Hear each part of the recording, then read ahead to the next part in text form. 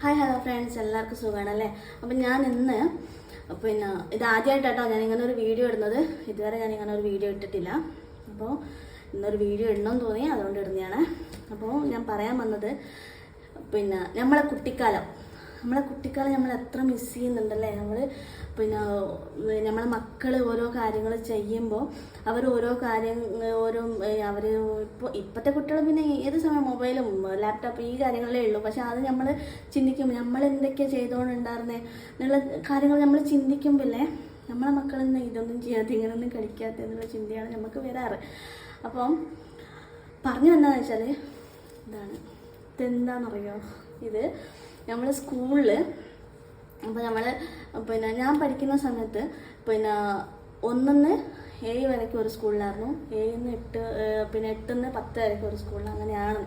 അപ്പോൾ നമ്മൾ 7ാം ക്ലാസ് കഴിഞ്ഞ് കഴിഞ്ഞാൽ നമ്മൾ പ്രൈമറി കഴിഞ്ഞ് കഴിഞ്ഞാൽ നമ്മൾ എന്താക്കും, ഹൈസ്കൂളിലേക്കാണ് പോവുക. അപ്പോൾ നമ്മൾ 7ാം ക്ലാസ്സിലുണ്ടാവും. 7ാം ക്ലാസ്സിൽ നമ്മൾ എന്താ ചെയ്യുക, നമ്മളെ ഫ്രണ്ട്സുകളുടെ മെമ്മോറീസ് എല്ലാം നമ്മൾ എന്താക്കും, ഇങ്ങനെ ഒരു ബുക്കിനകത്ത് എഴുതി തരാൻ പറയും. നമ്മൾ മെസ്സേജായിട്ട് എഴുതി തരാൻ പറയും. അതാണ് ഈ സംഭവം കേട്ടോ.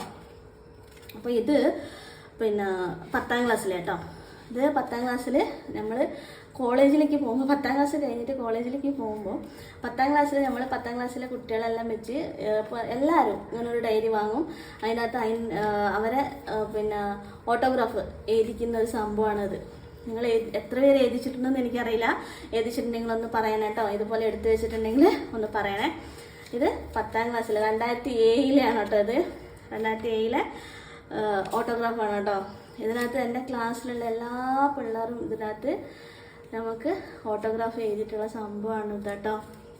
അപ്പോൾ ഇതിൽ ഓരോ നമ്മൾ അവർ എഴുതിയ ഓരോ ഓട്ടോഗ്രാഫ് നമ്മൾ വായിക്കുമ്പോഴേ, ഇതിപ്പോൾ ഞാൻ വായിക്കുന്നില്ല എന്ന് വെച്ചാൽ ഇത് കന്നഡയിലാണ്. ഇത് എല്ലാം ഉള്ളത് കുറേ ഇംഗ്ലീഷിലുണ്ട്, പക്ഷെ കുറേ ഉള്ളത് കന്നഡയിലാണ്. അപ്പോൾ കന്നഡയിൽ വായിച്ചിട്ട് നിങ്ങൾക്ക് അറിയത്തില്ല അല്ലേ, അപ്പോൾ ഞാനത് വായിക്കുന്നില്ല.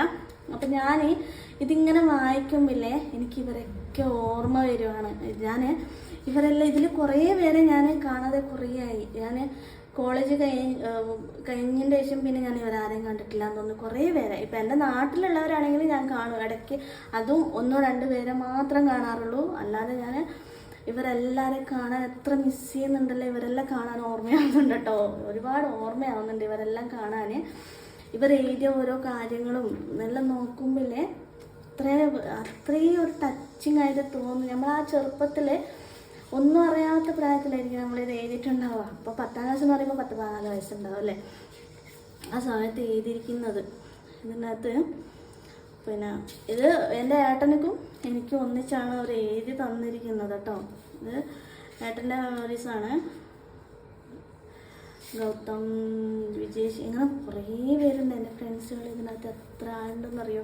അപ്പോൾ ഇതുപോലെ ഓർമ്മകൾ നിങ്ങൾക്കുണ്ടെങ്കിൽ ഒന്ന് പറയണേ.